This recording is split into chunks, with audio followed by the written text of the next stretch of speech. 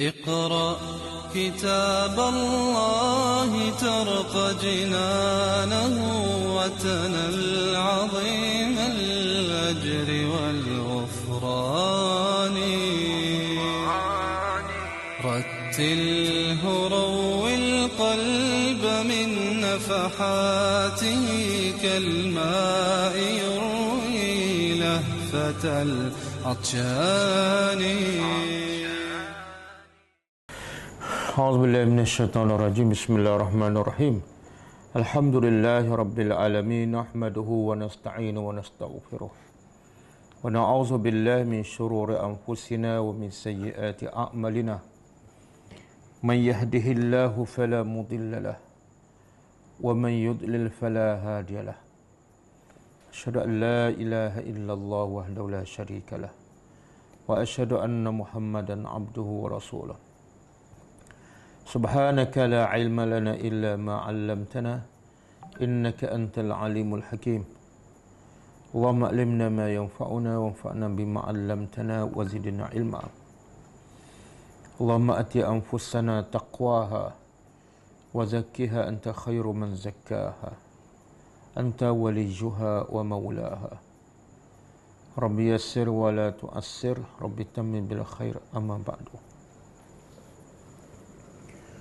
InsyaAllah kita sambung tadabbur surah Al-Baqarah ayat 260.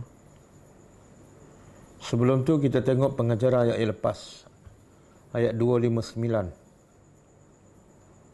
Ini panjang. A'udzubillahi minasyaitonirrajim. Aw kallazi marra ala qaryatin wa hiya khawiyatun ala urushiha قال أن يحيي هذه الله بعد موتها فأماته الله 100 عام ثم بعثه قال كم لبثت قال لبثت يوما أو بعض يوم قال بل لبثت 100 عام فانظر إلى طعامك وشرابك لم يتسنه وانظر إلى حمارك ولنجعلك آية للناس وانظر إلى العظام كيف ننشزها ثم نكسوها لحما فلما تبين له قال أعلم أن الله على كل شيء قدير. Pengajaran ayat 259. Pertama,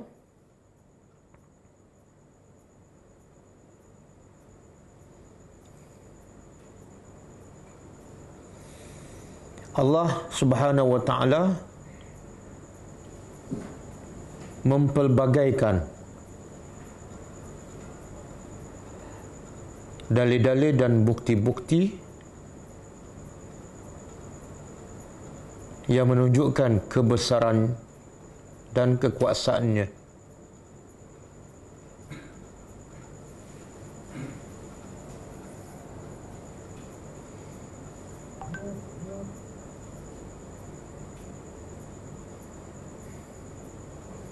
Yang kedua, antara kekuasaan Allah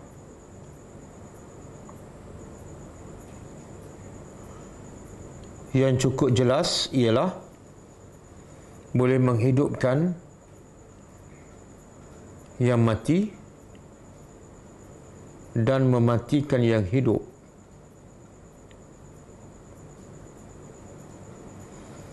Dan ini juga sebagai bukti yang nyata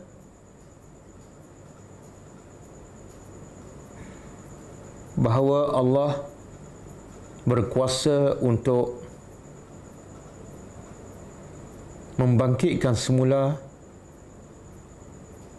manusia yang telah mati di hari akhirat.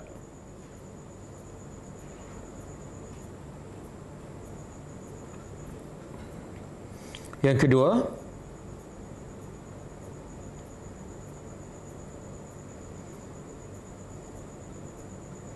kebanyakan kisah di dalam Al-Quran Allah sengaja tidak menyebut nama-nama watak utama, tempat berlaku dan waktu berlaku,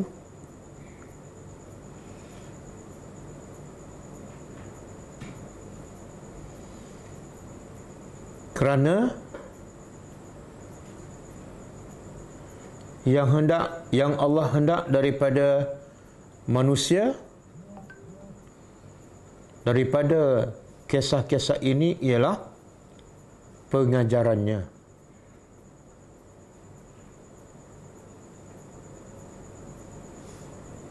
Bukan siapa yang pelakon utamanya.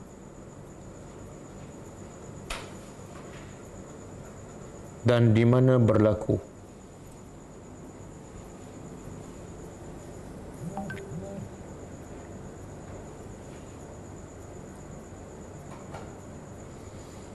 Yang ketiga. Yang keempat.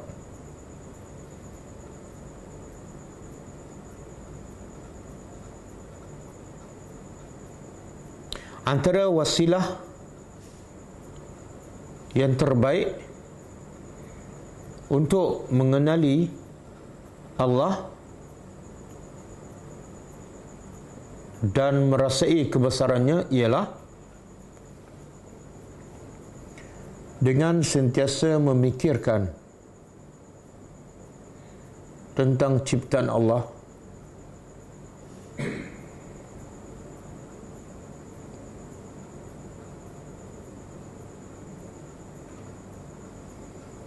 termasuk melihat kebesaran Allah melalui kisah-kisah yang dirakam di dalam Al-Quran.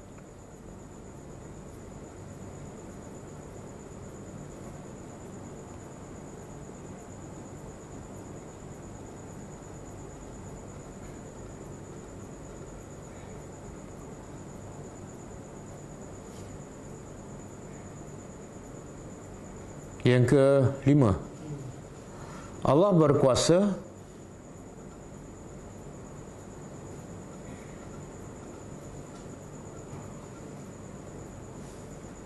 mematikan manusia atau makhluknya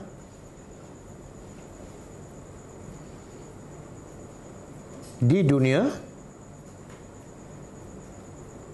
dan menghidupkannya kembali di dunia, walaupun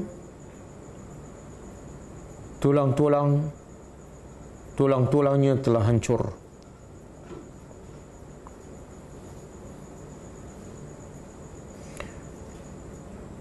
Sebagaimana Allah juga berkuasa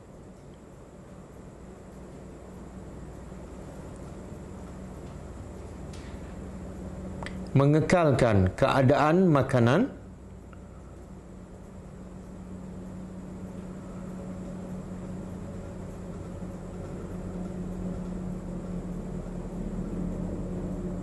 seperti hari pertama, walaupun telah berlalu 100 tahun.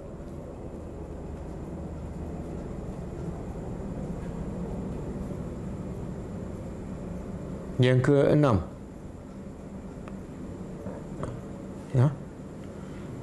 hikmah Allah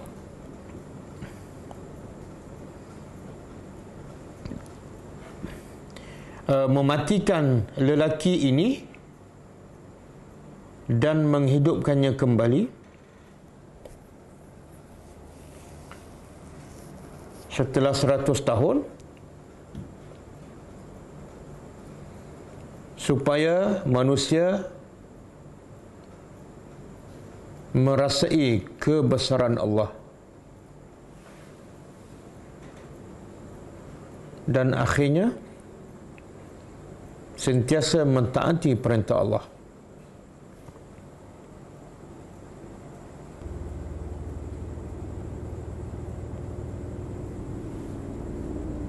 Yang ke-8, yang ke-7,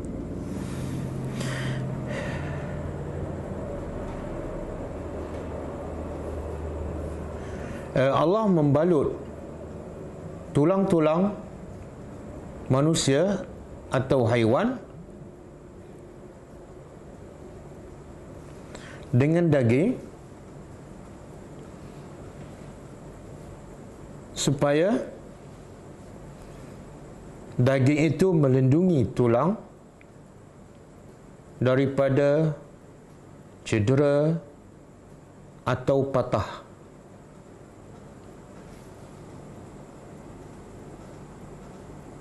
Dan supaya makhluknya nampak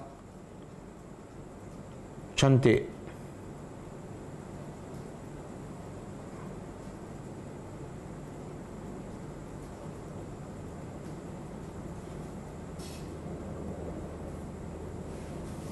Yang ke-8, dengan sentiasa memerhati ciptaan Allah,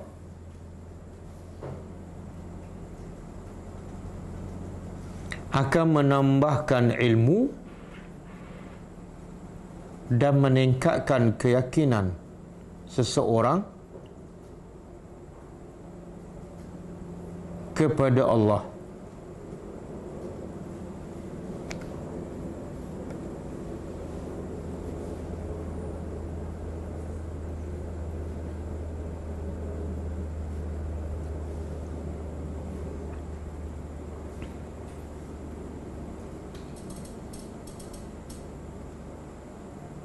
Okey, dah. Kita sambung ayat seterusnya. Ayat 260.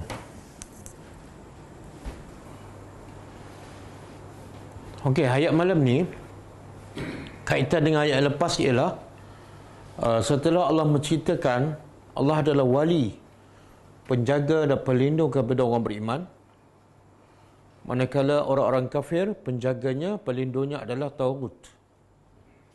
Kemudian lepas tu Allah sebut tiga contoh bagaimana Allah melindungi orang-orang beriman. Contoh pertama ialah kisah Nabi Ibrahim AS dengan Raja Numruz. Bagaimana Allah menjaga Ibrahim yang kufur kepada Taghut dan beriman kepada Allah.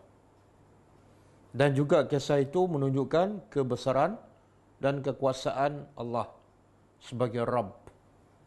Kemudian kisah kedua, iaitu kisah yang semalam, cerita bagaimana Allah membuktikan kebesaran Allah, kekuasaan Allah untuk menghidupkan semula manusia sebagai bukti bahawa adanya kehidupan akhirat.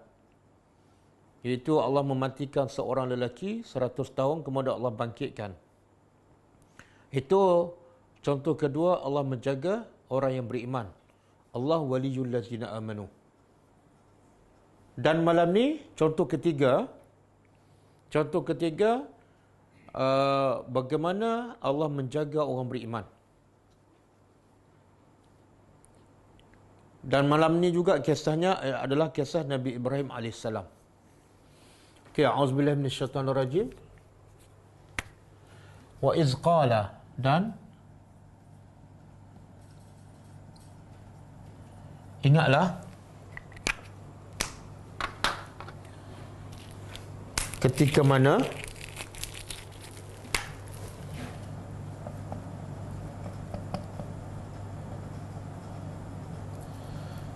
qala telah berkata,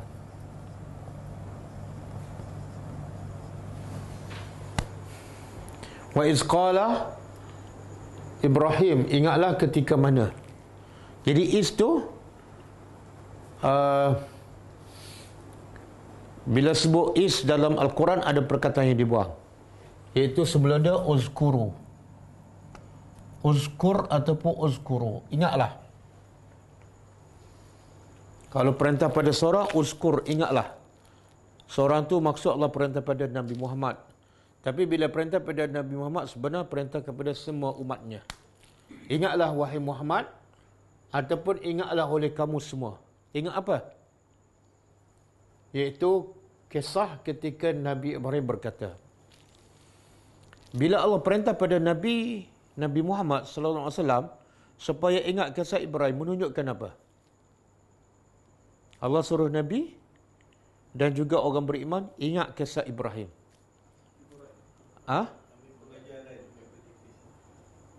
Pertama menunjukkan kisah Ibrahim itu sangat penting. Mana kita tahu penting? Allah suruh siapa ingat kisah Ibrahim? Siapa Nabi Muhammad di sisi Allah? Kekasihnya, orang paling penting. Bila orang paling penting, dia suruh ingat satu kisah, makna kisah itu mesti penting. Tak mungkin orang penting disuruh ingat benda yang remeh-temeh. Betul? Sebab itulah antara sebab Nabi Ibrahim namanya diwajibkan kita sebut dalam selawat. Sebab kisah Ibrahim sangat penting kepada Nabi Muhammad dan juga kepada kita semua.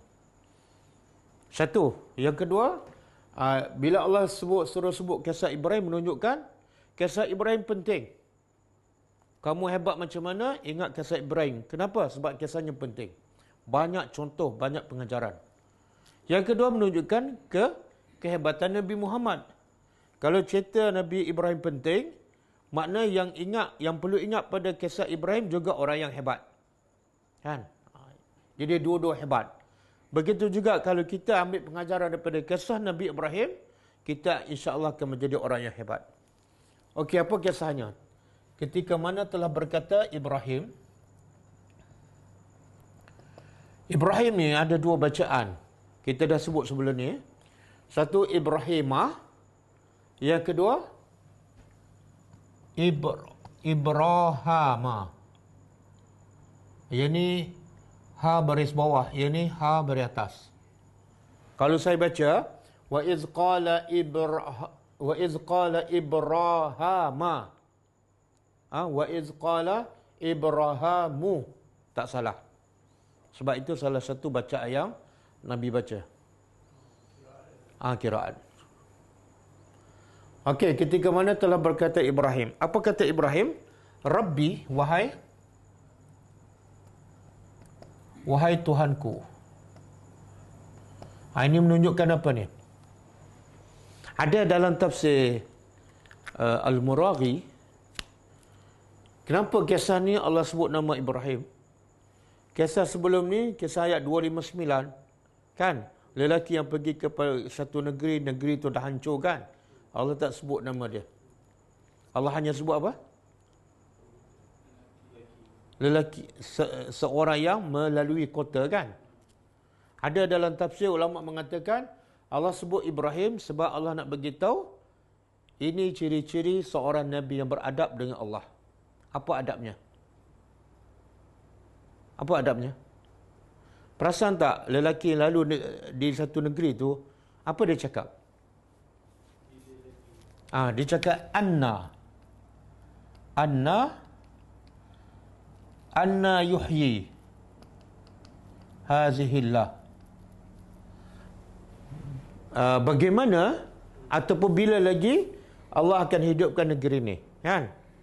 Ada sebut tak Rabbi? Tak ada. Ibrahim ada sebut tak Rabbi? Ini adalah adab. Jadi antara dua ni, ianya Allah tak sebut nama. Dalam tafsir Al-Muraghi dia sebut antara sebabnya lelaki ni kurang sikit adabnya. Dia tak sebut Rabbi anna yuhi. Tapi Ibrahim sebut Rabbi.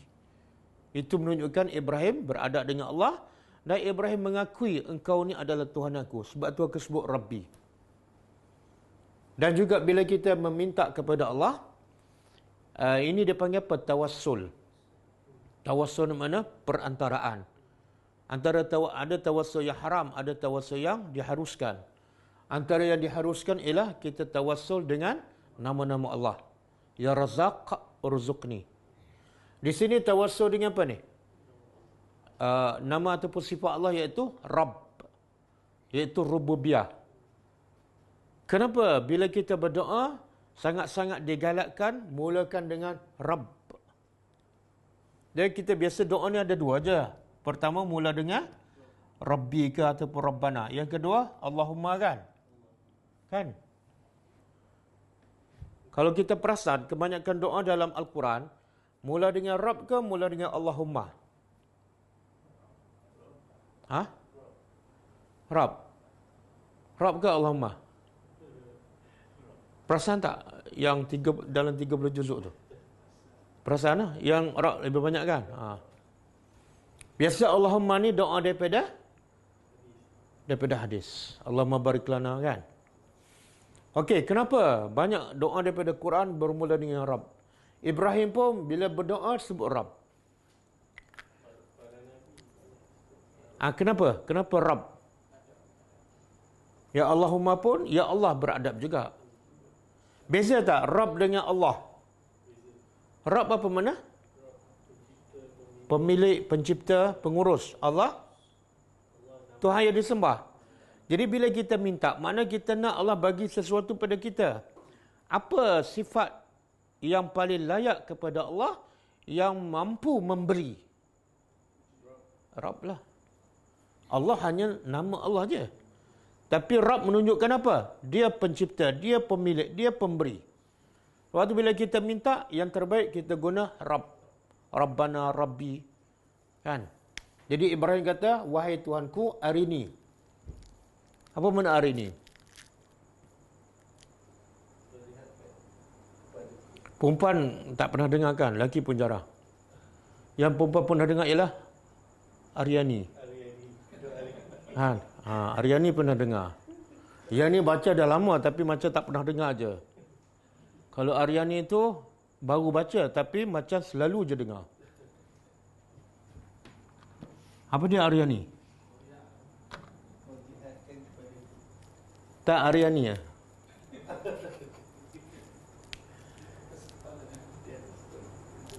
Tunjukkan kepalaku. Arini, tunjukkan aku. Tunjukkan aku. Kaifa? Bagai mana? Tuhyi, engkau menghidupkan. Al-mauta, yang mati. Apa yang Ibrahim minta ni? Kita biasa minta apa? Minta rezeki, minta panjang umur, minta sihat, kan? Minta angkat wabak COVID-19. Tapi Nabi-Nabi minta apa? Apa dia minta ni? Bukan minta rezeki kan? Dia kata, wahai Tuhan, tunjukkan aku bagaimana engkau menghidupkan yang mati. Persoalannya, adakah Ibrahim tak percaya Tuhan boleh menghidupkan yang mati? Percaya. Apa dalil Ibrahim percaya?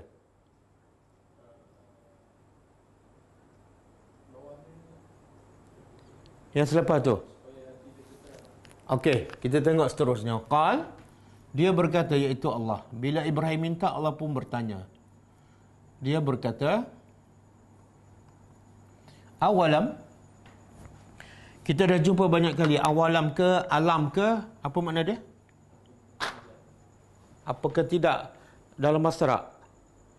Bila huruf istifham, selepas tu huruf nafi, lam, alam. Alam tara kaifa fa'ala. Makna apa? Penegasan. Makna apa? Sesungguhnya. Jadi ayat ni maksud dia lebih kurang pada Allah berkata pada Ibrahim, sesungguhnya engkau telah beriman, engkau telah percaya pada aku boleh menghidupkan yang mati. Dia berkata itu Allah, bukankah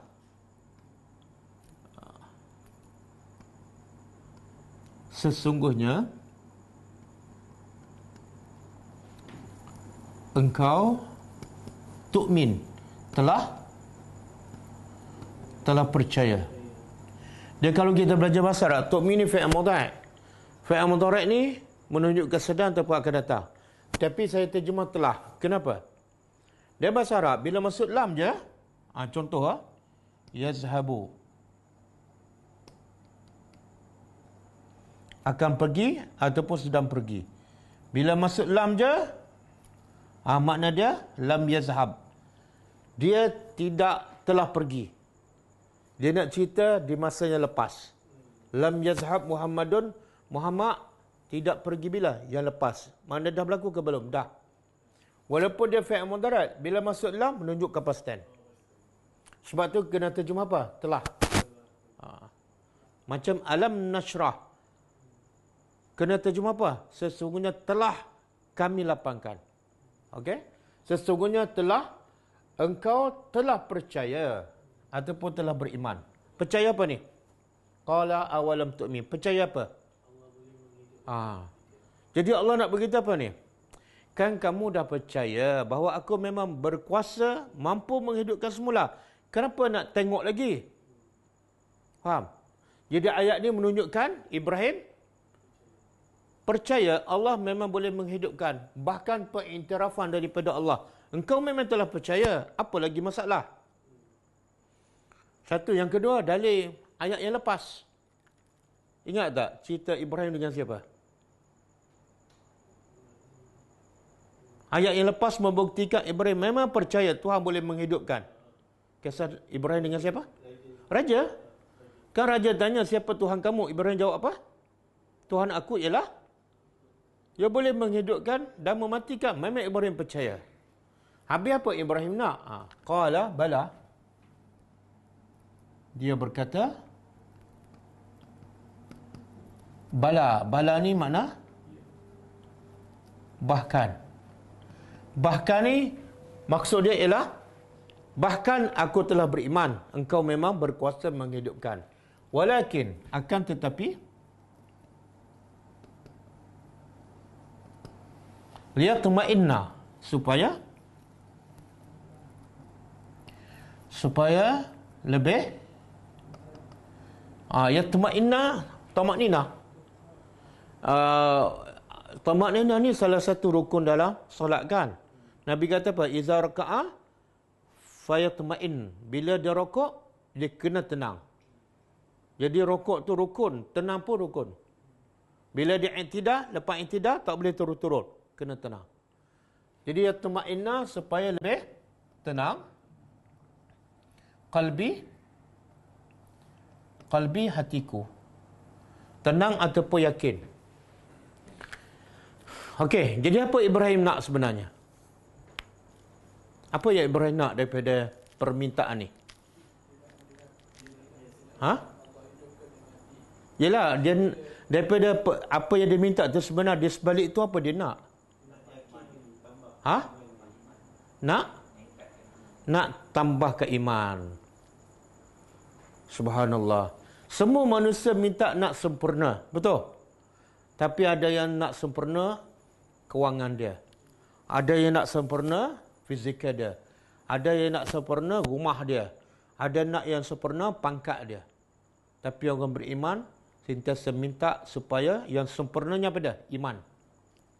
Rumah nombor 2, harta nombor 3, anak nombor 2. Yang paling asas orang beriman sentiasa minta supaya iman dia tambah. Betul? Kita ni dah lama tak ada buat Al-Quran kan? Betul? Berapa kali kita minta tambah iman? Ataupun satu soalan. Antara soalan kita minta tambah rezeki dengan minta tambah iman. Yang mana lebih banyak?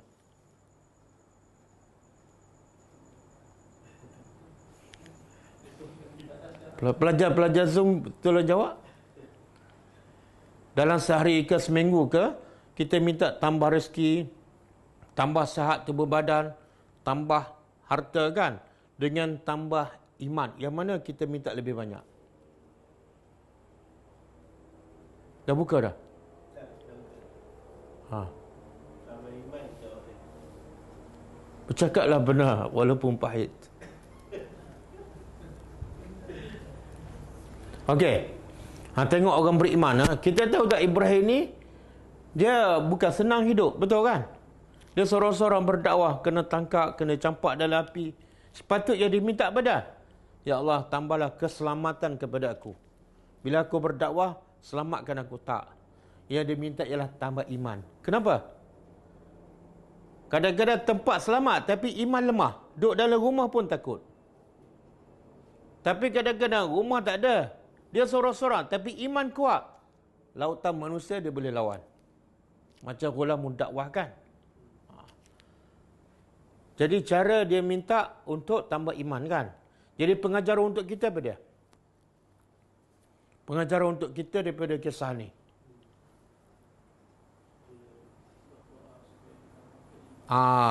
kita kena sentiasa minta pada Allah. Bukan setakat minta, kena usaha supaya Allah sentiasa tambah tingkatkan iman kita. Tapi caranya macam mana? Tak cukup dengan berdoa. Ibrahim sekarang, macam mana cara dia nak tambahkan iman dia? Katalah iman dia iman ni boleh naik turun tak? Boleh. Ada dalil tak? Ada ketika kuat, ada ketika lemah. Ada dalil tak iman ni boleh naik turun? Sebab ada pendapat sebagai ulama dia kata iman tak naik dan tak turun, tak bertambah dan tak kurang.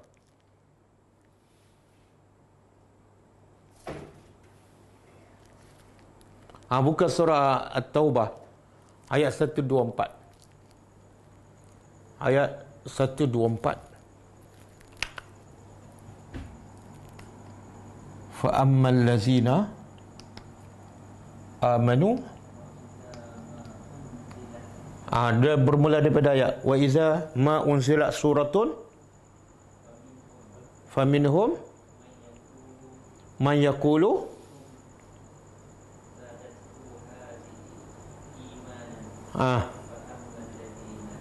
fa ammal lazina amanu fazadathum imanan. Lepas tu wahum yastabshirun. Allah kata dalam surah At-Taubah ayat 124, apabila telah diturunkan surah kepada mereka. Mereka ni siapa? Orang munafik. Jadi orang munafik ni perlilah. Dia kata, okey, surah dah turun, ayat dah turun. Siapa kalangan kamu yang iman bertambah? Dia perlilah. Sebab bagi orang munafik ni dia tak percaya ni ayat Quran ke apa ke. Maka Allah jawab, fa ammal lazina amanu, ada pun orang beriman, fazadathum imana. Apa makna? Maka zadathum apa makna?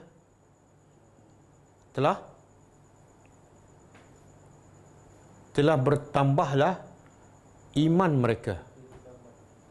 Bertambah apa? Iman mereka, wahum yastabshirun. Dalam keadaan mereka, subhanallah, orang beriman gembira. Tapi gembira sebab apa? Iman bertambah. Kita gembira sebab apa? PKP akan ditamatkan. Rezeki bertambah. Tengok beza. Ini penting tadabbur Al-Quran, betul tak? Pentingnya tadabbur Al-Quran. Sebab apa? Dengan tadabbur Al-Quran, baru kita tahu iman kita ni naik ataupun turun. Tapi kalau setakat belajar fardu ain je, kita tak tahu iman kita tahap mana. Syok sendiri kan. Okey, ayat ni menunjukkan apa? Iman ni turun, naik. Dan pasal kisah Ashabul Kahfi, Allah kata apa? Innahum fityatun amanu bi rabbihim wa zidnahum huda. Tengok Allah kata, dan sesungguhnya mereka itu adalah fityah, pemuda-pemuda yang amanu, yang beriman dengan Tuhan mereka. Lepas mereka beriman, Allah kata apa? Kami tambah petunjuknya. Sebab tu ulama kata, macam mana salah satu nak tambahlah iman kita? Kita beriman je. Kerja tambah, kerja Allah. Tengok pemuda kafir kata, Allah kata, pemuda kafir beriman, lepas tu kami tambah. Boleh? Okey. Jadi sekarang kita balik pada kisah Ibrahim. Macam mana cara Ibrahim nak tambah, nak tingkatkan iman dia? Dia dah yakin Allah boleh menghidupkan. Dah yakin kan? Tapi nak tingkat lagi. Caranya apa? Itu dia panggil apa tu? Dia panggil ilmu apa tu? Ilmu ada berapa jenis? 4. Ilmu apa?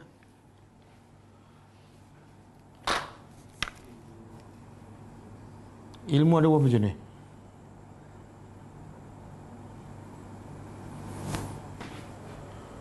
Ada berapa? 4. 4. Apa dia? Kalau lupa, baik sebut satu je.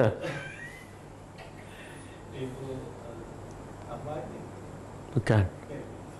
Ni tingkat ilmu. Tingkatan ilmu. Yang paling rendah Dia reda apa? ilmu yakin.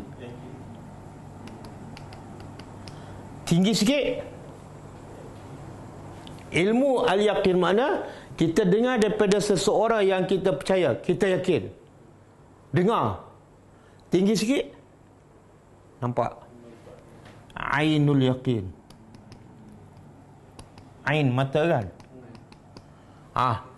Dengar dengan tengok beza tak? Okey, lagi tinggi? Haqqul yaqin.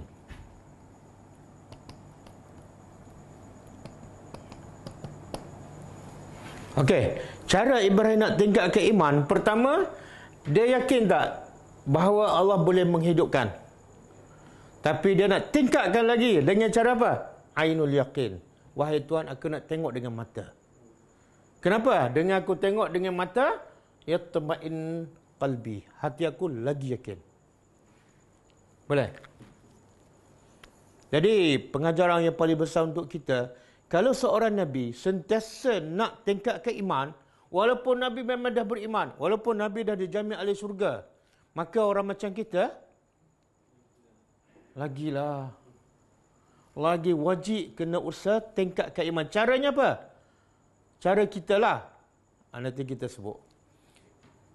Sekarang Nabi Ibrahim minta nak tengok. Jadi Allah tak jawab. Allah bagi secara praktikal. Sebab Ibrahim nak tengok. Apa kata Allah? Qal. Dia berkata, khuz fa khuz. Maka khuz, ambil. Arba'atan.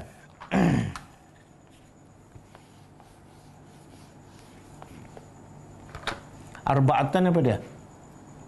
4. Minat tayr, daripada burung. 4 ekor burung.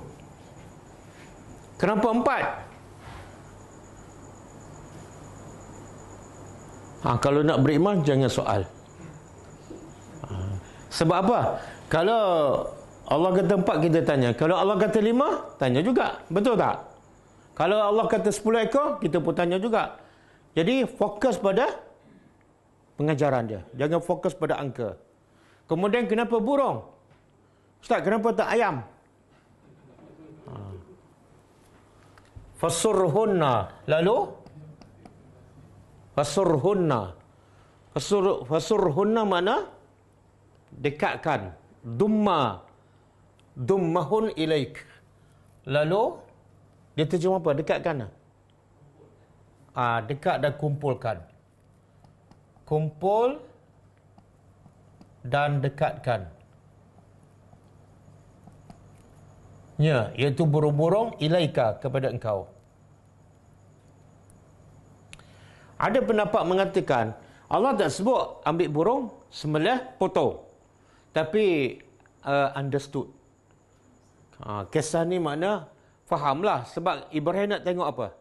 Bagaimana cara Allah menghidupkan yang mati. Jadi kalau nak tengok yang Allah menghidupkan yang mati, kena matikan burung.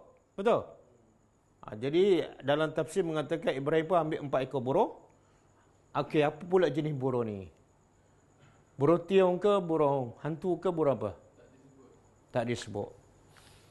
Kemudian ambil, sembelih dan potong. Potong campur semua, kepala campur semua. Ada dalam tafsir yang katakan burung ni ada 4 jenis. Ada burung helang, ada burung tiong, macam-macam lah. Supaya apa? Supaya Ibrahim potong apa semua. 4 ekor burung, kemudian campur-campur semua. Tapi bila dah terbang tu, semua badang tu tahu balik pada tempat masing-masing. Yang kaki burung ni balik pada kepala dia. Yang kepala burung ni balik pada kaki dia.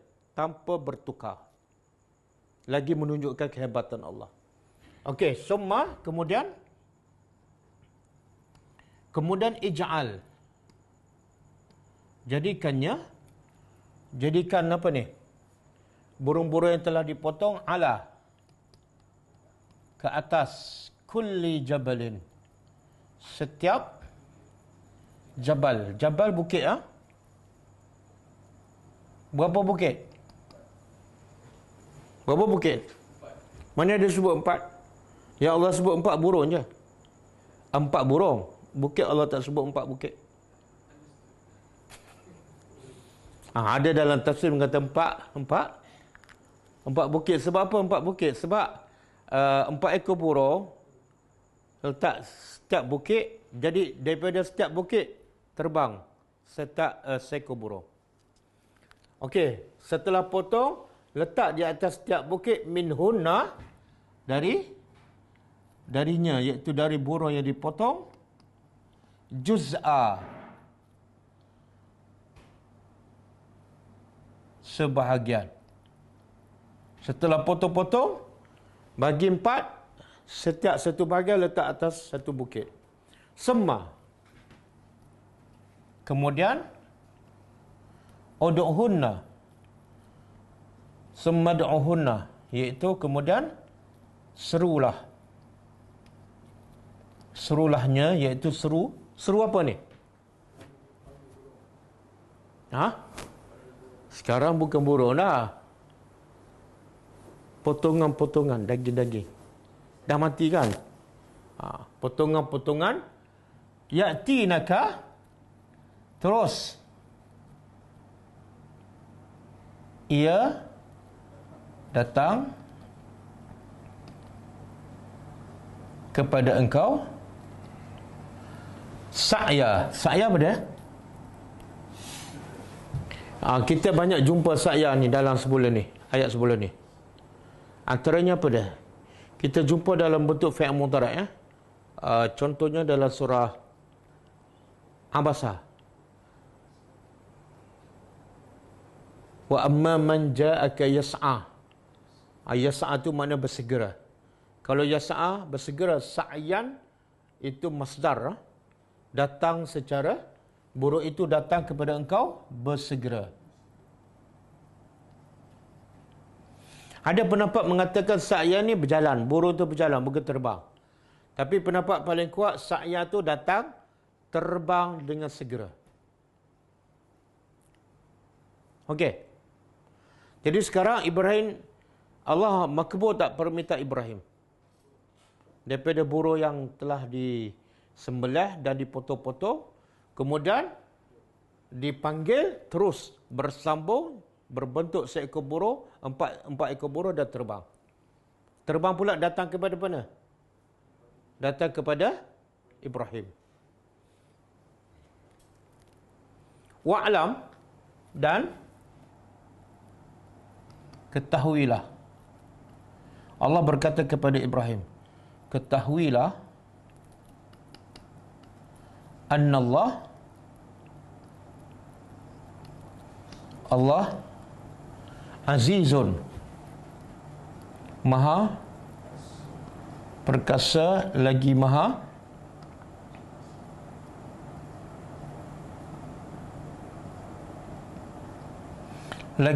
hakim. Perkasa ni bila dua sifat di hujung ayat Allah sebut, itu berkaitan dengan cerita dalam ayat tu. Azizun apa kaitan dengan ni? Cerita ni. Iaitu Allah boleh hidupkan burung yang telah mati, telah dipotong sekelip mata je. Dan itu tak boleh dilakukan oleh manusia. Yang kedua, hakimun apa makna? Bijak. Iaitu Allah hidupkannya dalam keadaan segera. Itu menunjukkan Allah bijak.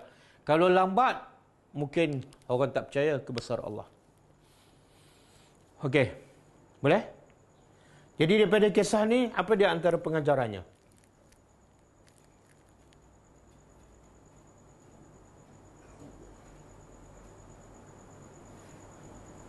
Jadi Ibrahim, pengajaran paling besar apa dia? Orang beriman kena sentiasa usaha untuk minta kepada Allah tambah iman, tambah ilmu.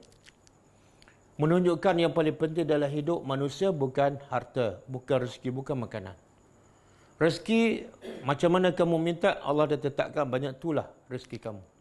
Tapi iman kita boleh minta dan Allah akan tambah. Okey, satu. Jadi wajib kita sentiasa berusaha untuk tingkatkan iman. Bila ada iman, kita akan dapat segala-galanya. Satu. Yang kedua, macam mana cara kita nak tingkatkan iman? Ibrahim cara dia minta pada Allah. Kita tak boleh nak ikut cara Ibrahim. Jangan bangun pagi besok, ya Allah tunjuklah aku, hidupkan yang mati kan. Jadi macam masyitah pula kan. Menambah banyak lagi ajaran sesat kan.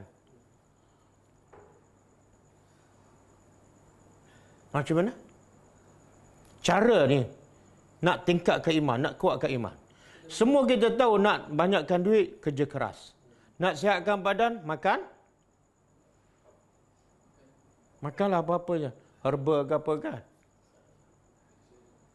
Semua kita tahu kalau bab nak tingkatkan urusan dunia. Tapi ramai yang tak tahu bagaimana nak tingkatkan iman. Dan ramai yang tak buat pun. Jauh sekali daripada meminta. Macam mana?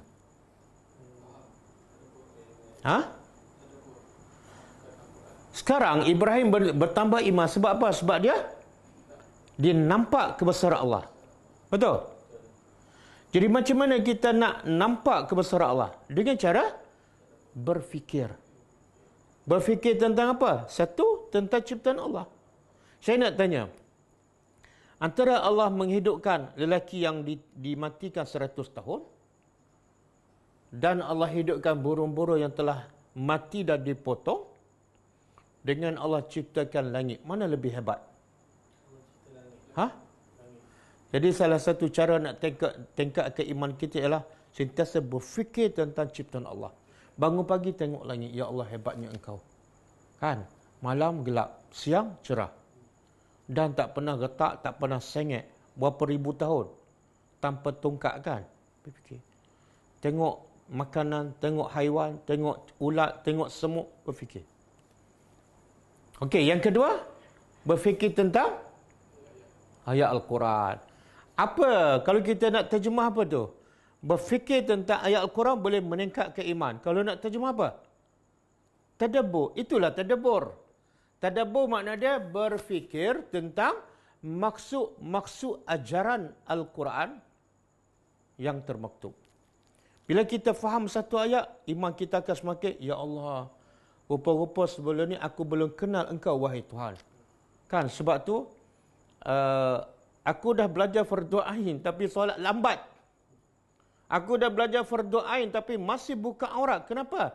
Sebab tidak ada rasa kebesaran engkau dalam jiwaku. Betul? Macam mana nak rujukkan rasa kebesaran Allah? Melalui tadabbur setiap ayat Al-Quran. Kan? Jadi amat salah dan amat sonsang orang mengatakan belajar tadabbur sesat. Bahkan yang tak belajar tadabbur lah yang sesat. Pertama, kenapa yang tak belajar tadabbur boleh sesat? Bukan yang belajar sesat, yang tak belajar boleh sesat. Pertama sebab semua masyarakat Arab sesat sebelum datang Al-Quran. Betul?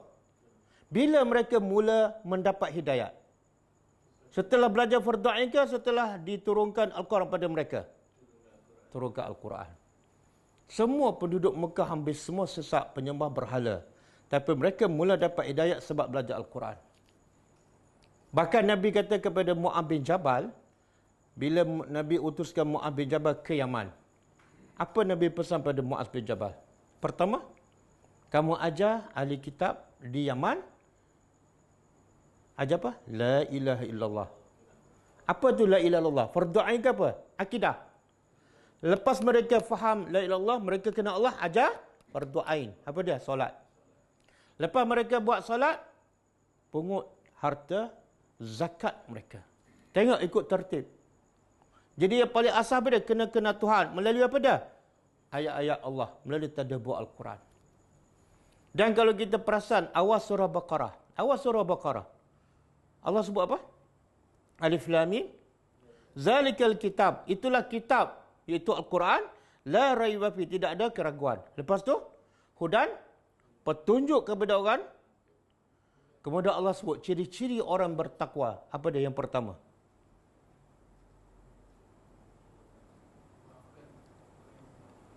Tak hafal lah. Oh, hafal Alif Lam Mim je. Ayat pertama. Allazina yu'minuna. Sifat pertama orang bertakwa beriman dengan benar ghaib. Macam mana kita nak yakin benda ghaib? Melalui apa dia? Quran. Cerita pasal Allah yang ghaib ada dalam Quran. Cerita pasal hari akhirat ada dalam Quran. Cerita pasal syurga neraka ada dalam Quran. Lepas yu'minuna bil ghaib barulah fardu ain wa yuqimunas solah. Betul? Betul. Dan kalau kita perasan, jin yang pertama beriman sebab apa? Sebab dengar Quran ke sebab dengar kisah solat? Dengar Quran. Allah rakam kisah jin beriman sebab pertama tadabbur Al-Quran. Betul kan? Dan kalau kita perasan juga, kalau kita belajar sejarah, Nabi utuskan Mus'ab bin Umair ke Madinah. Apa yang didakwah oleh Mus'ab bin Umair kepada penduduk di Madinah? Termasuk pada pembesar-pembesar Madinah, Aus dan Khazraj, seperti Usaid bin Khudair, Muaz bin Jabal, orang besar-besar ni. Apa ayat pertama yang disampaikan oleh Mus'ab bin Umair kepada mereka? Fardhu ain, bukan Quran. Bila Mus'ab bin Umair sampaikan Al-Quran pada Sa'ad bin Muaz, pemimpin Aus di Madinah, yang di bawah ada beribu pengikut. Bila Sa'ad bin Muaz datang ketika Mus'ab bin Umair sedang berdakwah, Sa'ad bin Muaz bagi amaran, kalau kamu nak panjang nyawa, keluar, belah. Jangan duduk berdakwah di sini. Kata Mus'ab bin Umair kepada Sa'ad bin Muaz, boleh tak kamu dengar dulu? Dengar apa ni? Quran, dengan tadabbur Al-Quran. Kalau kamu suka, terima. Kalau kamu tak suka, aku jalan. Bila start Mus'ab bin Umair baca je, terus muka Sa'ad bin Muaz bertukar. Sebab apa? Dia dengar apa ni? Kata-kata Allah. Lepas habis baca je dia tanya, kalau kamu beriman, apa kamu buat? Iaitu kami berwuduk dan kami mengucap 2 kalimah syahadat. Jadi Sa'ad bin Muaz terus beriman hanya dengar tadabbur Al-Quran. Dan lepas dia beriman, dia buat apa? Dia tak belajar lagi fardu ain. Dia tak belajar lagi fardu ain. Apa dia buat? Kalau kita ingat masa kita belajar sirah. Ini dia pembesar ni, pemimpin puak Aus. Terus dia pergi berdakwah pada kaum dia. Dia kata apa? Sekarang aku dengan kamu ada batas. Walaupun keluarga dia, aku telah beriman. Dan aku tak akan dengar cakap kamu, aku tak akan perkenankan apa yang kamu minta, sehinggalah kamu mengucap 2 kalimah syahadat. Maka semua kaum dia beriman. Kerana apa? Kerana Sa'ad bin Muaz mendengar apa? Itu kesan Al-Quran. Jadi siapa yang mengatakan belajar tadabbur Al-Quran sesat, memang orang yang betul-betul jahil. Betul-betul tak faham Al-Quran. Quranlah asas untuk mengubah hati manusia. Quranlah yang merupakan titik tolak untuk manusia belajar fardu ain. Bahkan semua fardu ain datang daripada Al-Quran. Hukum salat asalnya daripada Quran. Sebenarnya bila kita belajar Al-Quran, kita secara tak langsung kita belajar juga fardu ain. Haji kita belajar dalam Al-Quran. Puasa ada dalam Quran, kita dah lalu semua dalam surah Baqarah. Jadi kenapa kita bezakan fardu ain dengan tadabbur Al-Quran? Sedangkan semua fardu ain sumbernya adalah daripada Al-Quran. Siapa tadabbur Al-Quran secara tak langsung, dia faham Al-Quran dan dia juga faham fardu ain. Dan saya nak ulang sekali lagi, siapa yang tak belajar tadabbur Al-Quran, Allah mencela. Satu, Allah kata, afala yatadabbaruna al-Quran am ala qulubin aqfaluha. Kenapa mereka tak tadabbur Al-Quran ataupun hati mereka terkunci? Satu. Yang kedua, Allah kata, wa minhum ummiyuna la ya'lamunal kitab illa amaniyya, surah Al-Baqarah ayat 78. Wa inhum illa yazunnun. Allah kata ada sebahagian ahli kitab adalah buta huruf. Siapa yang buta huruf? Iaitu la ya'lamunal kitab, yang tak faham kitab. Jadi tak faham Al-Quran, Allah kata buta huruf. Makna bila buta huruf sesat. Jadi yang sesat bukan yang tadabbur Al-Quran, tapi yang tak faham Al-Quran. Dan dalam surah Jumaat juga Allah sifatkan orang yang baca Quran, orang yang hafal Quran tapi tak faham. Allah kata apa? Seperti keldai. Jadi saya nak tegaskan, amat songsang orang mengatakan belajar tadabbur adalah sesat. Bahkan yang tak belajar tadabbur lagi mudah untuk sesat daripada yang belajar tadabbur Al-Quran. Okey. Kita pergi ayat seterusnya. Masalul ladzi,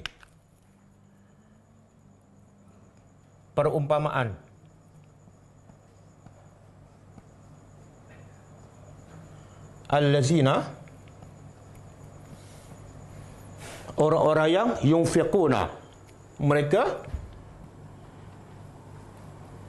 yunfiqu pada infak, membelanjakan.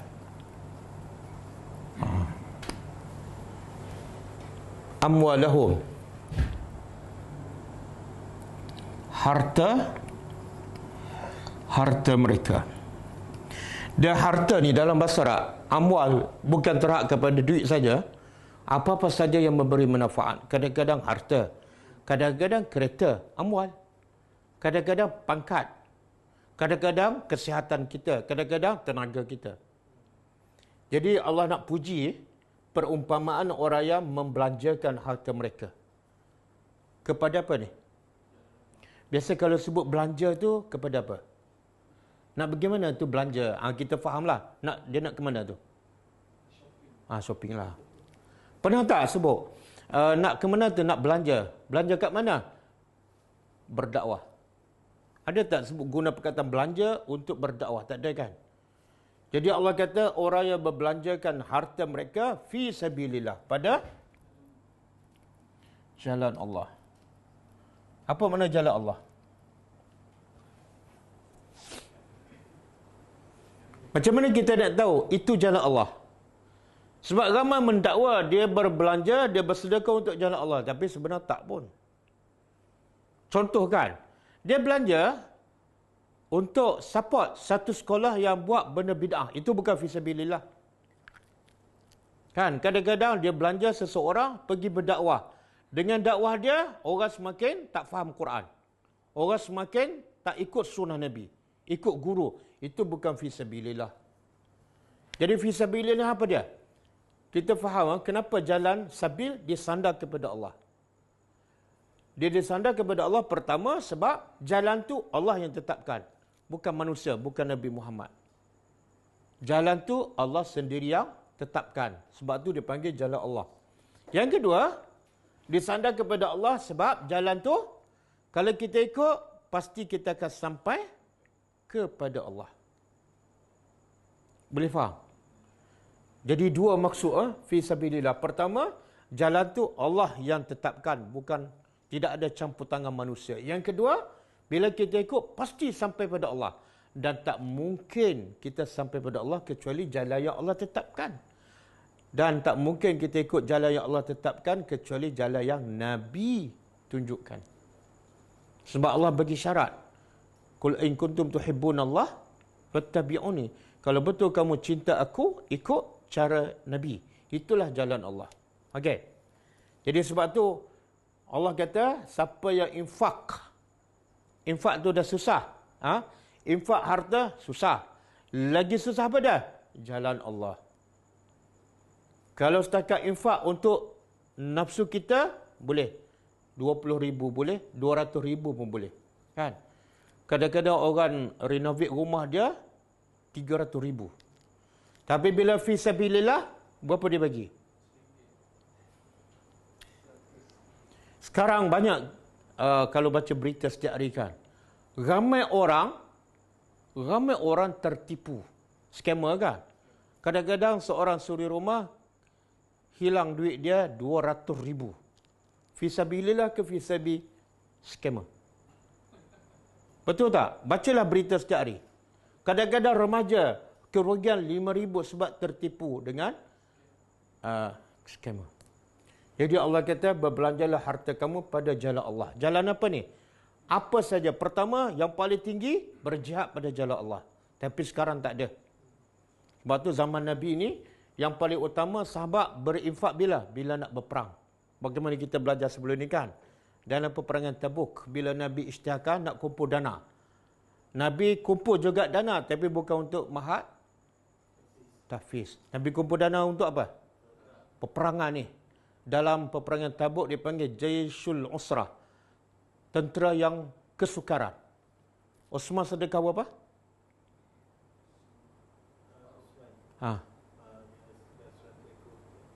950 ekor unta dan 50 ekor kuda dan emas.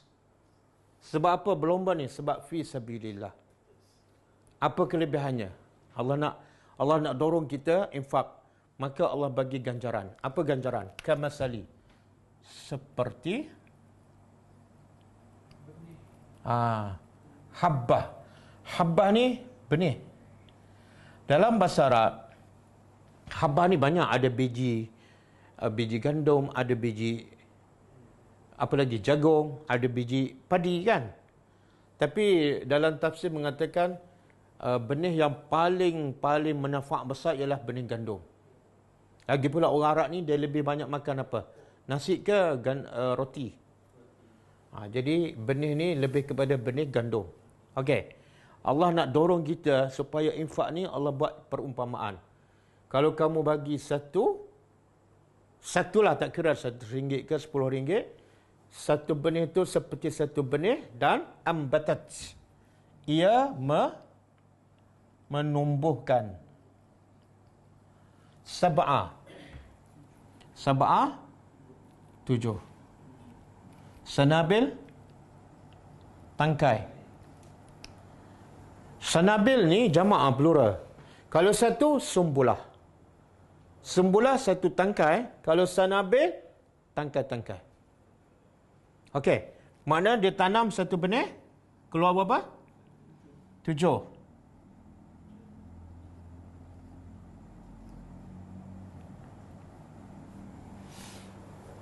Kemudian fi kulli sumbulah. Pada setiap tangkai mi'atu 100 benih. 100 benih ataupun biji. Jadi dapat berapa ni? 100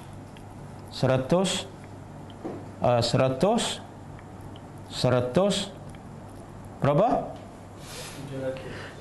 Saya baca dalam tafsir Al-Muraghi, dia kata orang Arab buat kajian. Kenapa Allah buat contoh benih gandum ni ataupun benih apa-apa je lah.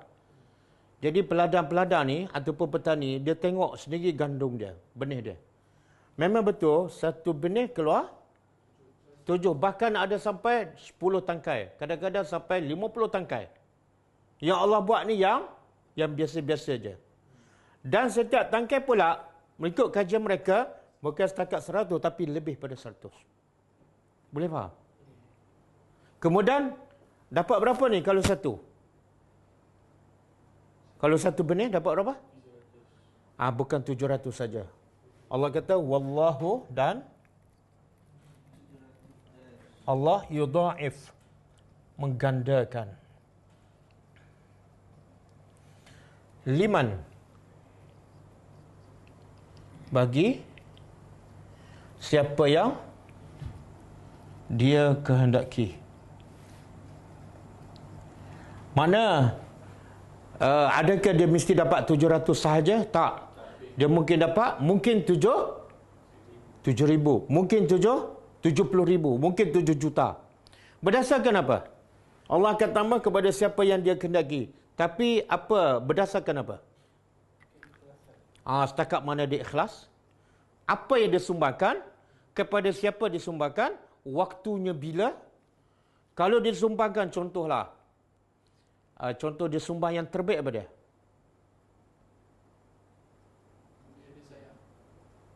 Benda yang dia sayang. Dan kepada apa? Sebab tu Allah sebut zakat tu mesti 8 asnaf. Allah nak begitu, zakat terbaik kepada golongan ni. Kalau dia sedekah yang dia sayang tapi tak termasuk 8 asnaf, bukan jadi terbaik juga. Kepada orang miskin kan. Dan kita dah belajar sebelum ni. Keutamanya kepada mak bapak kita, kaum kerabat, anak yatim, orang miskin kan. Tapi yang paling tinggi berjihad pada jalan Allah. Yang kedua tertinggi ialah bagi ilmu kepada orang. Ini ramai yang tak perasan. Sebab apa bagi ilmu? Pahalanya sangat besar. Bukan 700, bukan 7 juta. Mungkin. Contohlah, kita sponsor untuk satu sekolah agama yang betul-betul belajar sunnah lah. Kemudian dia keluar menjadi pendakwah. Katalah, seorang je mengajarkan. Satu Malaysia dia mengajar. Hasil daripada kita sponsor. Agak-agak berapa ni? Kita mungkin sponsor dia berapa? Mungkin 10,000.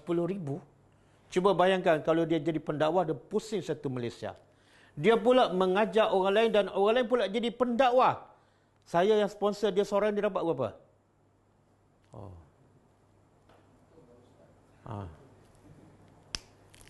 Sebab itulah saya nak bagi kepada pelajar, duit yang infak yang masuk pada Ghulam ni, keutamaan kita ialah kita sponsor untuk guru-guru yang mengajar. Kita sendiri pergi berdakwah, sampaikan ilmu, khususnya kepada golongan asnaf, yang memang ilmu tak sampai pada mereka, ustaz pun tak sampai. Satu. Yang kedua, kita nak pergi selalu tak boleh. Maka kita cari guru-guru, termasuklah pelajar-pelajar tadabbur, pergi mengajar golongan asnaf ni. Dan kita bagi ilmu pada mereka. Ada yang tetap, ada yang part time. Ada yang 1,000, ada yang 1,500, ada yang 2,000 setiap bulan. Cuba bayangkan, yang kita infak kepada Ghulam, kemudian duit itu digunakan untuk guru yang mengajar pelajar, dia pula mengajar katalah 20 orang kan. Dah 2 tahun kan. Berapa banyak pengifak dapat pahala ni? Kan? Jadi kita nak infak untuk fisabilillah, tak ada. Maka yang kedua terbaik ialah infak kepada pendakwah, infak kepada guru agama. Berapa ramai orang miskin dapat faedah, dapat belajar agama, dapat belajar Al-Quran, dapat belajar tadabbur dengan infak yang diberi kepada akaun Ghulam Ad-Dakwah. Dan Allah gandakan lagi. Gandakan lagi, satu berdasarkan setakat mana kita ikhlas. Setakat mana kita tidak ungkit. Setakat mana kita bagi untuk yang terpenting. Ada setengah orang, dia bila dia infak, dia tak bertanya, dia tak tadabbur Al-Quran. Jahil Al-Quran menyebabkan apa?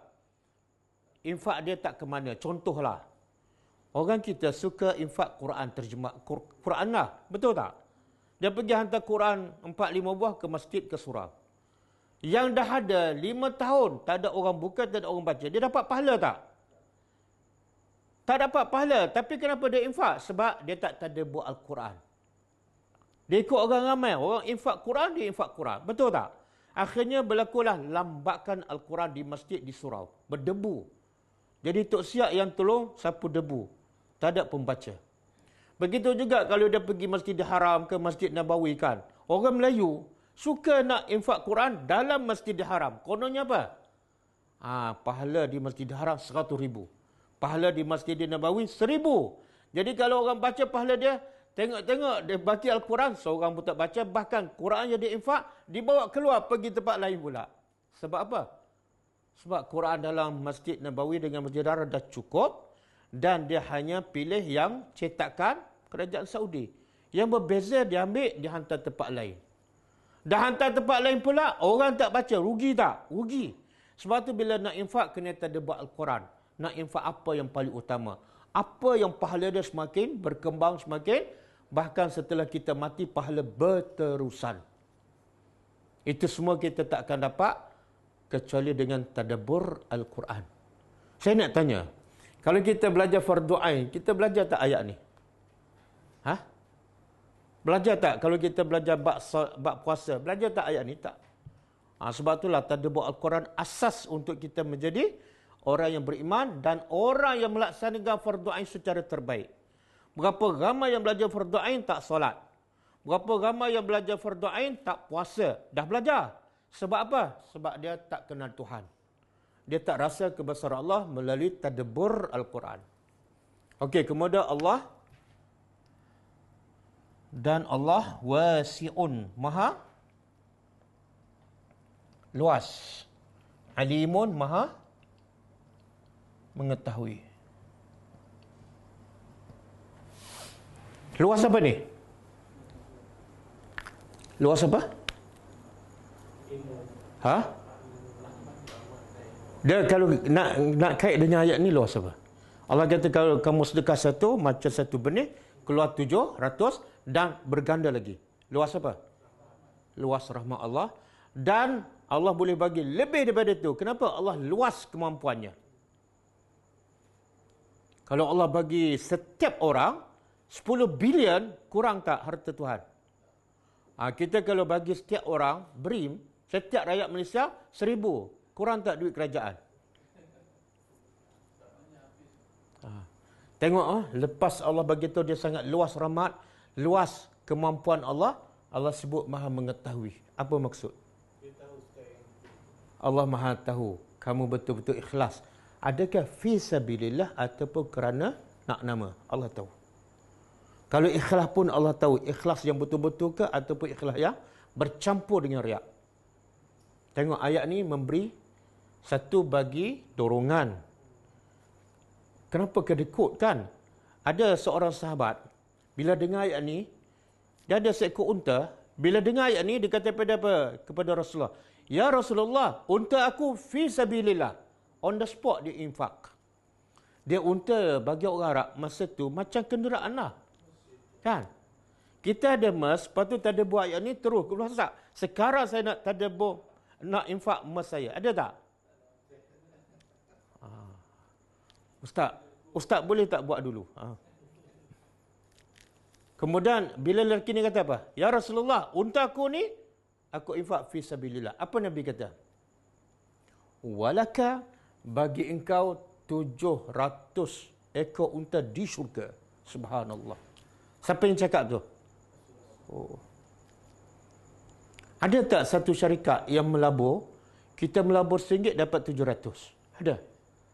Melabur 1000 dapat 70,000. Kalau ada syarikat tu kat dunia, apa akan berlaku? Tak cukup. Yang kena tipu pun ramai dah tertipu kan? Dengan Pak Mantelonya apa semua. Kena tipu. Ini agak-agak tertipu. Tak. Allah sendiri cakap. Bagi RM1 dapat 700. Bagi 1000 dapat 70,000. Tapi buat dono je. Alhamdulillah saya nak bagi tahu kepada semua pelajar lah. Ada kalangan pelajar kita yang infak untuk buku ni 1000 lah. 500 buku sifat solat Nabi, 500 buku 72 doa. Dia beli, makna 500 1000 lah. Dia beli untuk infak kepada sesiapa sahaja. Kemudian dia infak lagi 4000 untuk dakwah. Masya Allah. Barakallahu fi kepada penginfak ni. Semua dia infak tu insya-Allah kita akan gunakan fi sabilillah untuk dakwah insya-Allah. Okey? Boleh ya? Jadi saya nak tanya pelajar, bila kita belajar ayat ni, ada lagi tak nak rasa kedekut? Bagi RM1 dapat 700. Ada tak? Hilang kedekut sebab apa? Sebab belajar fardu ain ke sebab tadabbur Al-Quran? Tadabbur Al-Quran. Cukuplah. Kita baca sikit buku dosa-dosa yang dianggap biasa. Dosa yang ke-38. Dosa yang ke-38, siapa yang ada buku, muka surat 108. Iaitu dosa memakan harta haram. Kata penulis, Hafizahullah, orang yang tidak takut pada Allah tentu tak peduli dari mana ia mendapatkan harta dan bagaimana ia menggunakannya. Dia tak kisah dah. Kadang-kadang kita buat kerja halal, tapi dia curi tulang. Kan? Patut datang pukul 8, dia datang pukul 9. Patut balik pukul 5, dia balik pukul 4. Maka di situ ada unsur-unsur haram ataupun hasil yang haram. Yang menjadi fikirannya siang malam hanyalah bagaimana menambah simpanannya meskipun berupa harta yang haram. Sama ada dengan cara mencuri, ataupun rasuah, ataupun merampas hak orang, ataupun dengan cara pemalsuan, penipuan, ataupun menjual sesuatu yang haram. Kadang-kadang jual buah yang buruk, kan? Bila ditanya dia kata elok, maka hasilnya haram. Ataupun kegiatan riba, buat pinjaman yang ada unsur riba, memakan harta anak yatim, ataupun gaji daripada pekerja yang haram, seperti tok bomoh yang syirik pada Allah, ataupun pelacuran, duit haram, ataupun menyanyi yang melarakan, maka hasilnya adalah haram. Bila dia makan, duitnya adalah haram. korupsi rasuah daripada Baitul Mal, ataupun ambil harta milik umum, mengambil harta orang lain secara paksa, ataupun minta di saat dia sudah mencukupi. Lalu dengan harta haram itu ia makan, membeli pakaian, membeli kenderaan, membina rumah, membesarkan rumah, ataupun menyewakan rumah yang daripada sumber yang haram, membeli perabotnya serta membuncitkan perutnya dengan hal-hal yang haram. Padahal Nabi bersabda sallallahu alaihi wasallam, kullu lahmin nabata min suhtin fannaru aula bihi. Maksudnya, setiap daging yang tumbuh daripada yang haram, maka neraka lebih utama baginya. Nampak sihat kan? Tapi sumbernya adalah makanan yang haram. Maka Nabi kata, orang macam ni lebih layak masuk neraka daripada syurga. Pada hari kiamat, ia akan ditanya tentang hartanya, satu persatu. Walaupun satu sen. Dari mana hartanya diperolehi, cara halal atau haram, dan bagaimana ia membelanjakannya. Kadang-kadang cara dapat dah halal, tapi belanja cara yang haram. Kadang-kadang belanja kepada yang halal, tapi sumbernya haram. Di sana ia tentu akan mengalami kerugian dan kehancuran yang besar. Kerana itu, orang yang memiliki harta yang haram hendaknya segera membebaskan dirinya daripada harta tersebut. Jika merupakan hak sesama manusia, maka ia harus segera mengembalikannya kepada yang berhak dengan memohon maaf dan kerelaan. Kadang-kadang dia ambil gaji staf dia, ataupun pekerja dia, ataupun pembantu rumah. Dia tak bagi gaji. Sampai kawan tu balik ke negara dia kan. Maka duit itu digunakan. Itu adalah sumber yang haram. Okey? Semoga dosa ni mengingatkan kita dan menyedarkan kita. Wallahu a'lam.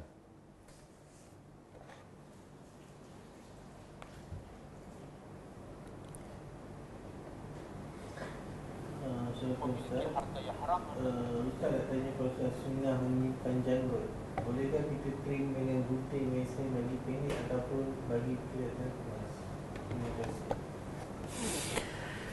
Dia pasal simpan janggut, boleh kata ulama sepakat ataupun empat mazhab mengatakan haram cukur dan wajib simpan. Okey? Adapun nak trim janggut, ulama beza pendapat. Ada pendapat mengatakan tak boleh sebab Nabi kata uhfu al-liha, simpan janggut. Apa makna simpan? Jangan sentuh apa-apa. Sebab itulah Syekh Shalih Utsaimin diceritakan bila dia ada penyakit, dia kena berubat di luar negara. Bila dia pergi ke luar negara, dia kena buat kemo. Kemudian dia tanya pihak doktor, kalau saya kemo, apa yang akan berlaku, kesannya apa? Rambut akan gugur. Dia pun tanya, janggut saya akan gugur ke? Ya. Maka dia pun batalkan perubatan tu, dia balik ke Saudi.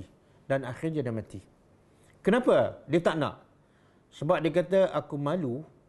Semua para Nabi dibangkitkan dalam keadaan ada janggut, tapi aku dibangkitkan dalam keadaan tidak ada janggut. Walaupun itu bukan kehendak dia. Sebab proses perubatan, tapi itu pun dia tak nak. Ini pendapat yang tegas. Bukan setakat tak boleh cukur, nak trim pun tak boleh. Pendapat kedua, boleh trim. Sebab ada seorang sahabat nama dia Abdullah bin Umar, dia potong janggut dia ni. Dia pegang satu, dia panggil apa ni? Satu cekak ke? Satu genggam. Yang lebih tu dia potong. Itu je. Itu lebih. Jadi masalah trim ni ulama beza pendapat. Yang selamat apa dia? Jangan trim. Dia sebenarnya kita perasan, yang kita trim ni kita perasan apa? Tak cantik kan? Tapi kita perasan orang pandang tak cantik. Tapi Allah akan pandang cantik bila kita tak pada Allah 100%. Itu yang susah tu. Nak Allah lihat dibanding dengan nak manusia lihat. Wallahu a'lam. Di dunia lebih kurang 500 juta bertutur dalam bahasa Arab. Macam mana kita nak minta kerajaan agar mengadakan satu stesen radio dan TV dalam bahasa Arab? Dan dibayar oleh kerajaan. Apa pendapat Ustaz? Nak minta kerajaan buat satu siaran radio dalam bahasa Arab? TV atau radio? Susah saya nak jawab lah. Sebab kita minta apa benda yang bagi kerajaan itu bukan keutamaan dia. Sekarang masalah utama apa dia? Dia dua je. Satu, nak kekalkan kuasa ataupun berebut kuasa. Yang kedua, nak selesaikan masalah COVID-19 kan. Jadi masalah basara apa semua tu nanti dululah. Tunggu selepas pilihan raya yang ke-15. Tengok siapa menang. Bagi apa? Bagi hiburan.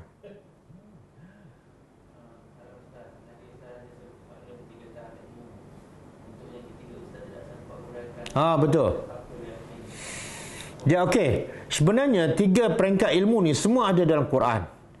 Ilmu yaqin dan ainul yaqin ada dalam surah At-Takatsur.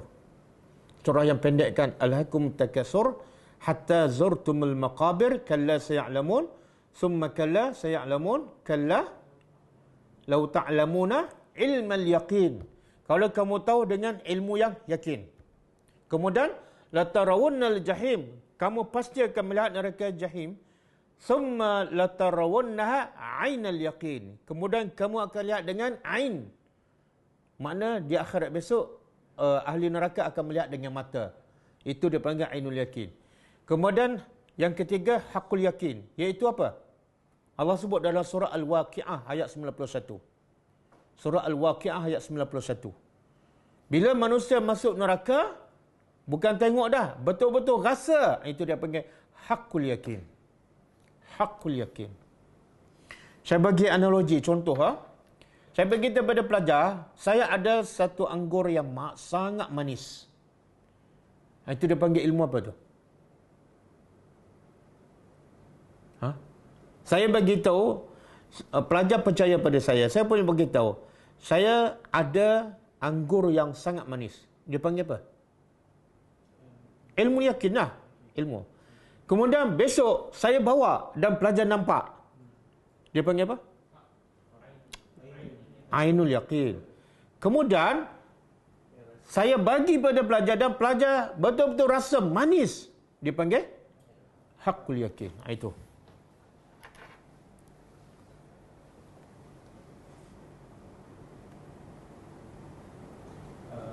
Adakah doa-doa orang beriman yang masih hidup kepada mereka yang telah mati membantu di alam kubur atau di alam akhirat? Doa. Soalan dia, adakah doa orang yang hidup membantu orang yang mati dalam kubur ataupun di akhirat? Jawapannya, ya. Sebab pertama, Allah sebut sifat orang beriman dalam surah Al-Hasyr. Apa dia? Rabbana, sentiasa berdoa. Rabbana atina, Rabbana ighfir lana wa li ikhwanina allazina sabaquna bil iman. Sifat orang beriman, Allah kata sentiasa berdoa, wahai Tuhan kami, ampunkan dosa kami, kemudian ampunkan dosa ikhwan kami, saudara kami, allazina sabaquna bil iman, yang telah mendahului kami dengan iman. Mana yang dah mati. Itu daripada Al-Quran. Jadi orang beriman kena berdoa bukan untuk diri dia saja, tapi kepada saudaranya yang telah mati. Maknanya ada faedah. Orang mati akan mendapat kesannya daripada doa orang yang hidup. Yang kedua, ada satu hadis. Hadis sahih, Nabi kata, ibu bapa dalam kubur, tiba-tiba dia rasa kuburnya semakin lapang, semakin menyenangkan. Ada mengatakan cerita tu di akhirat. Kenapa tiba-tiba kedudukan saya menjadi lebih baik? Maka diberitahu kepada mak bapak, sebab doa anak kamu sekarang. Itu hadis sahih. Jadi doa orang hidup sangat-sangat membantu orang yang mati, sama ada di alam kubur ataupun di akhirat seterusnya. Wallahu a'lam.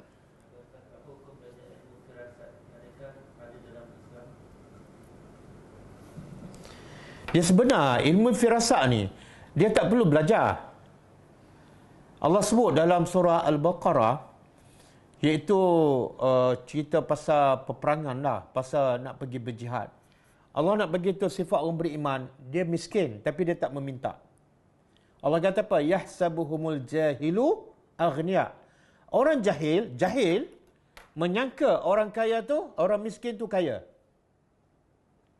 Tapi lepas tu Allah kata apa? Ta'rifuhum bisimahum. Orang yang beriman, orang yang berilmu dapat nampak orang miskin tu walaupun Rupa dia macam orang kaya. Ulama tafsir mengatakan orang yang berilmu tu macam mana dia boleh beza. Yang ni miskin. Walaupun rupa orang miskin macam orang kaya. Sedangkan orang jahil tak boleh nampak, tak boleh bezakan. Itu daripada ilmu firasah. Jadi nak ilmu firasah ni tak perlu belajar. Dia akan datang bila kita berilmu dan bila kita beriman kepada Allah Subhanahu Wa Taala. Wallahu a'lam. Adakah mendengar luahan cerita dari rakan berkaitan rakan sekerja yang lain yang tidak memudahkan kerjanya dikategorikan sebagai Dia macam ni, mengumpat ni, Nabi kata, Nabi tanya sahabat, atadruna mal ghibah? Kamu tahu tak apa itu mengumpat? Jawab sahabat, Allah wa Rasuluh alam. Allah dan Rasul lebih tahu. Sahabat bila dia tak tahu, dia mengaku. Dia tak pakai hukum sesak aja. Dia kata Allah dan Rasul lebih tahu. Nabi pun bagi tahu. Al-ghibah, mengumpat ialah zikruka akhaka bima yakrah. Iaitu kamu sebut tentang saudara kamu apa yang dia tak suka. Sama ada benar ataupun tak benar. Kalau kamu sebut tu perkara benar, itulah mengumpat. Kalau kamu sebut tentang saudara kamu benar yang tak benar, itu fitnah. Mengumpat campur fitnah. Okey? Jadi orang mengumpat ni tujuan utama beda. Nak menyebut keaiban seseorang. Okey? Tapi kalau kita sebut keaiban seseorang dengan tujuan untuk mengislah, ulama mengatakan itu bukan mengumpat. Contohlah kita bincang tentang saudara kita. Dengan tujuan apa dah? Macam mana kita nak tegur dia? Itu tak dikira mengumpat. Mengumpat ni macam nak mengaib. Itu habis. Takat tu je. Tapi kita nak menegur, nak membaiki sebab kita sayang pada dia. Itu bukan mengumpat. Wallahu'alam.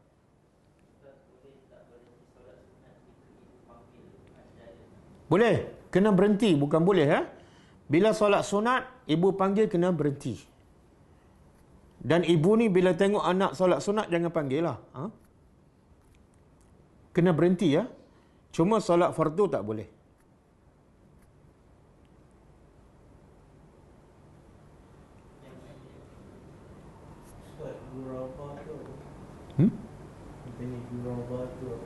Ghuraba.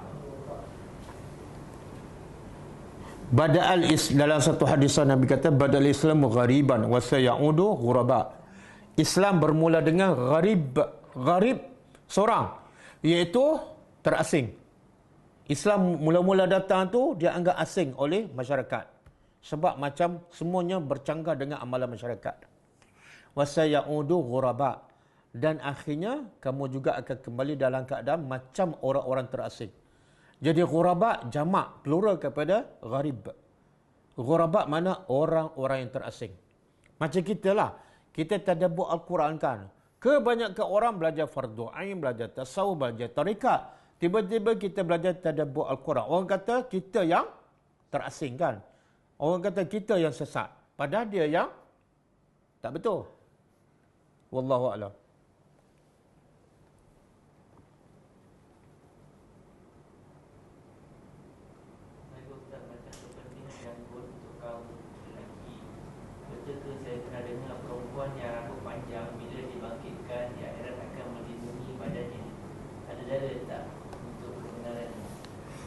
Soalan, perempuan kalau rambut panjang, dia akan melindungi badannya dari apa? Tak ada dalil. Daripada Quran pun tak ada, daripada hadis pun tidak ada.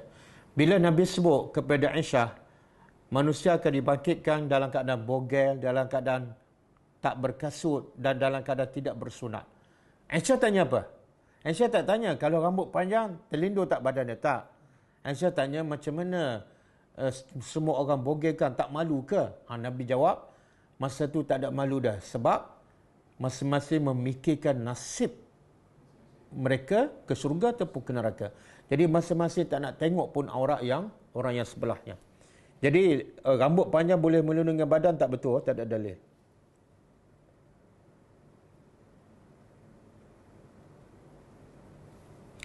Janggut ustaz cantik. Kalau cantik, suruhlah suami simpan janggut macam ustaz.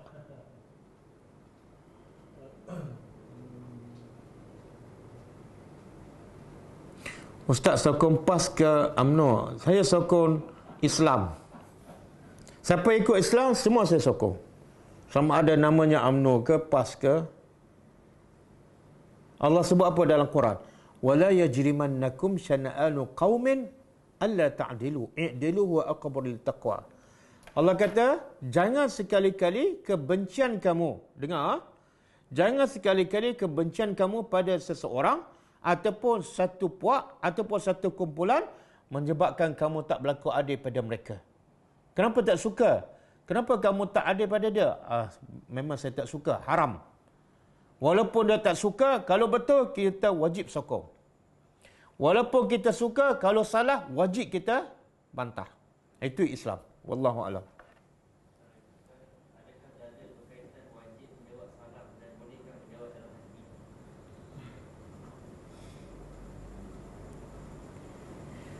Dia ada dalil, cuma saya tak ingat. Hukum bagi salam, hukumnya sunat, tapi menjawab adalah wajib. Ada dalil, tapi saya tak ingat dalil tu. Nanti insya-Allah saya cuba jawab besok, insya-Allah. Kemudian kenapa nak jawab dalam hati? Benda dapat pahala, saya pun tak faham. Kalau benda dapat pahala ni malas je kan. Tapi kalau mengumpat, kenapa tak mengumpat dalam hati je? Kenapa perlahan ni? Saya mengumpat dalam hati je. Mengumpat cakap kuat dan clear kan. Tapi bagi salam mulut tak bergerak. Wallahu a'lam.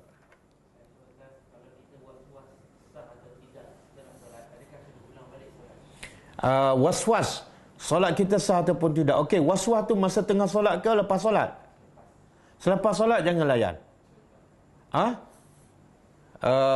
Kaedah mengatakan bila kita was-was ketika dalam solat 3 ke 4, kaedahnya kena tambah 1.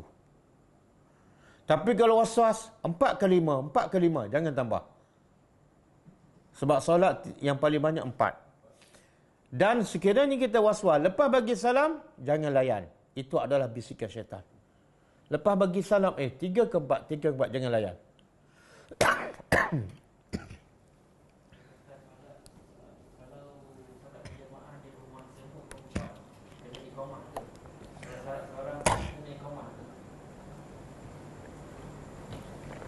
Perempuan saja semua. Okey, pendapat paling kuat, perempuan tak disunatkan azan dan juga iqamah. Pendapat paling kuat. Ada pendapat mengatakan perempuan boleh iqamah, tapi tak kuatlah. Adakah dalam agama membuka aib dan mengajak orang membuka aib atas nama kesedaran community awareness dibolehkan? Tak, dia ulama menggariskan, contohnya Imam Nawawi ada sebutlah antara benda-benda yang boleh diumpatkan.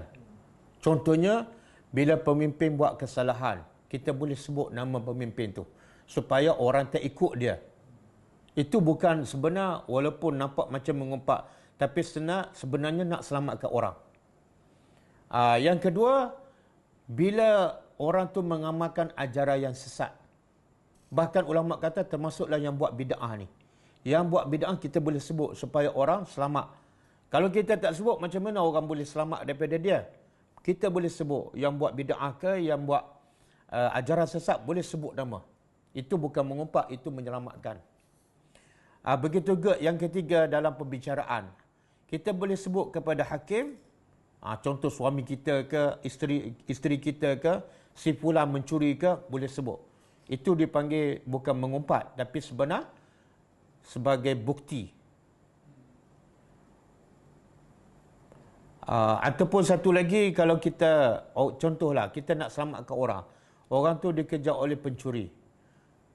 Tak ada. Ini bab cakap bohong, sorry. Itu bab cakap bohong. Okey. Dosa mengumpat diselesaikan dengan cara minta ampun pada Allah. Sebab nak minta maaf dengan orang yang diumpat susah nak jumpa. Contohnya mengumpat menteri. Tak, dia mengumpat menteri. Dia menteri lah mudah jumpa sebab dia pemimpin kan. Cari nombor telefon, mesej je. Yang berhormat, saya mengumpat semalam sebab yang berhormat masa dalam parlimen tidur kan. Minta maaf ya. Cari nombor telefon, hantar WhatsApp je. Dia tengok cara kita berfikir. Masa nak mengumpat, kita tak fikirkan. Susahnya kalau aku nak minta ampun. Tapi lancar je mengumpat. Roblox pun tak ada. Tapi bila nak minta ampun tu macam-macam kita buat alasan. Susahlah. Boleh tak minta ampun pada Allah? Tak. Ulama mengatakan kalau kita mengumpat, dengar. Kalau kita mengumpat pada seseorang dan berita kita mengumpat dah sampai pada dia, ulama kata wajib kita pergi jumpa dia dan minta maaf. Ataupun kalau kita takut dia tampar ke apa-apa, telefon ataupun WhatsApp je, bagi tahu. Dan kalau dia tanya awak mengumpat apa, kita wajib bagi tahu. Selagi mana dia tak maafkan, kita kena bagi tahu. Wallahu a'lam. Ustaz, ada beza ke baca Al-Quran menggunakan buku atau gadget? Mohon pencerahan. Apa dia? Ada beza ke baca Quran menggunakan buku atau dengan gadget? Dengan perangkat. Okey, soalan ada beza tak dari segi pahala lah baca Quran daripada mushaf dengan baca Quran di telefon lah, digital kan? Dia sebenarnya tak ada dalil. Tak ada dalil. Yang sebab zaman Nabi pun tak ada pun. Mushaf pun tak ada, telefon lagi tak ada. Tapi mereka menjadi hebat sebab mereka mendengar, mereka faham dan mereka amalkan dan mereka sabar. Mereka sampaikan. Itu menjadikan sahabat generasi yang terbaik. Bukan sebab baca di mushaf. Masa itu mushaf tak ada pun. Bahkan Quran peringkat awal ditulis di mana? Di kulit kayu, kulit binatang dan berdasarkan pada hafazan saja. Tapi mereka lah umat yang terbaik. Jadi bagi saya, pandangan saya, yang terbaik bukan baca di mana, tapi setakat mana kita faham apa kita baca, kita amal dan kita rasa kebesaran Allah dan kita amal, kita sampaikan. Wallahu a'lam. Wassalam.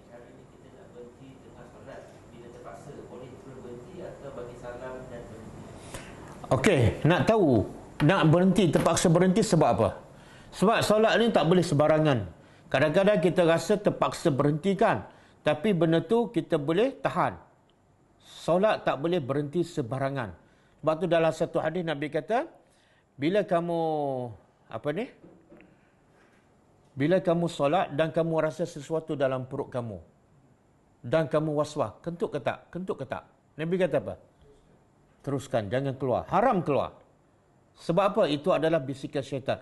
Sehinggalah kamu betul-betul yakin, dengar ataupun cium bau kentut. Dan yakin batal, bau keluar. Selagi tak yakin, haram kita keluar. Sebab bila kita keluar dalam keadaan syak, kita bermain dengan Tuhan. Bermain dengan ibadat. Jadi nak tahu, dia keluar tu sebab apa? Terpaksa tu sebab apa? Sebab ada hadis, Nabi kata apa?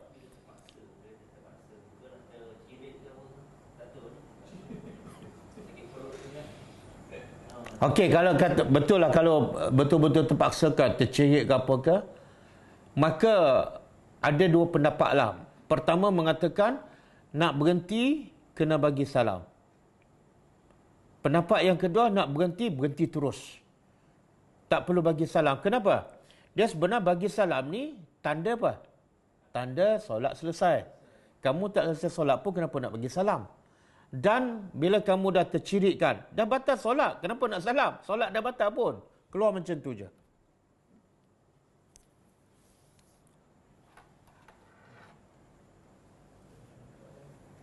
Ada lagi? Banyak satu. Okey.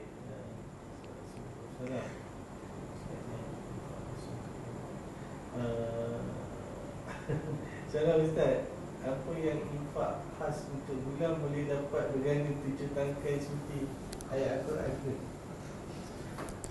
Tak, sebenarnya yang Allah kata dapat satu sedekah tu dapat 700, syaratnya apa? Fi sabilillah.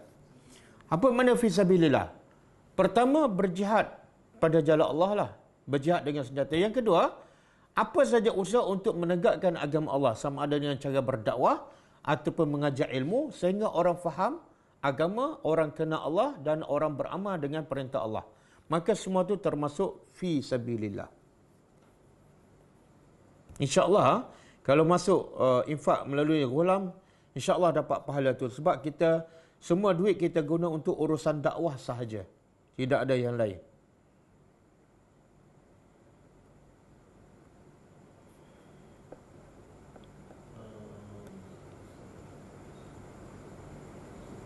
Adakah bila kita minta maaf pada seseorang tapi maaf kita ditolak, adakah itu sudah selesai sebab kita dah cuba untuk minta maaf? Tak, dia tak selesai. Dia selagi mana kita berdosa, bersalah dengan orang, kita wajib minta maaf dengan dia. Dah selesai tak dengan minta maaf? Kalau dia maafkan, selesai. Kalau dia tak maafkan, tak selesai. Mana kita akan terima balasan di akhirat besok. Cuma bagi orang beriman, sebaik-baiknya dia maafkan orang sebelum orang minta maaf. Itulah sifat ahli syurga. Jadi kalau orang minta maaf, maafkanlah. Jangan merumitkan. Bila kita merumitkan, sebenarnya kita pun akan susah di akhirat besok. Ujian COVID semakin ganas dan ditambah pula dengan ujian banjir lumpur. Mohon pandangan adakah terjadi pemicu sebab kedegilan manusia kepada ujian kasih sayang Allah. Dia, bagi orang beriman, musibah adalah nikmat. Bagi orang beriman, musibah adalah nikmat. Sebab tu Nabi kata, ajaba li amril mu'min. Aku rasa kagum dengan orang beriman.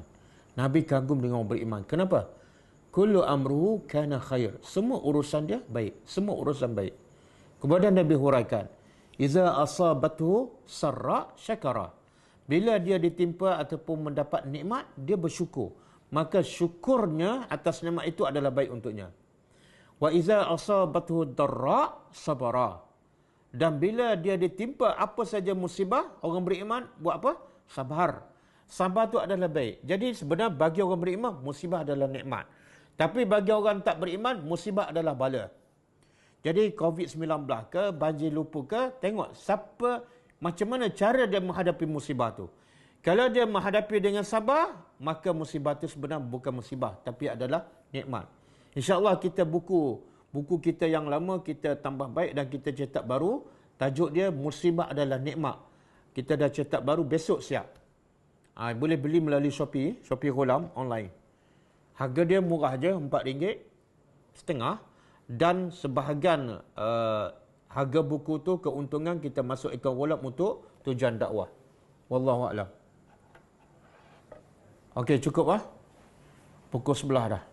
InsyaAllah kita jumpa lagi malam besok. Kita tutup dengan membaca tasbih kafarah. Subhanakallahumma wa bihamdika asyhadu an la ilaha illa anta astaghfiruka wa atubu ilaik. Assalamualaikum warahmatullahi wabarakatuh. كتاب الله ترق جنانه وتنى العظيم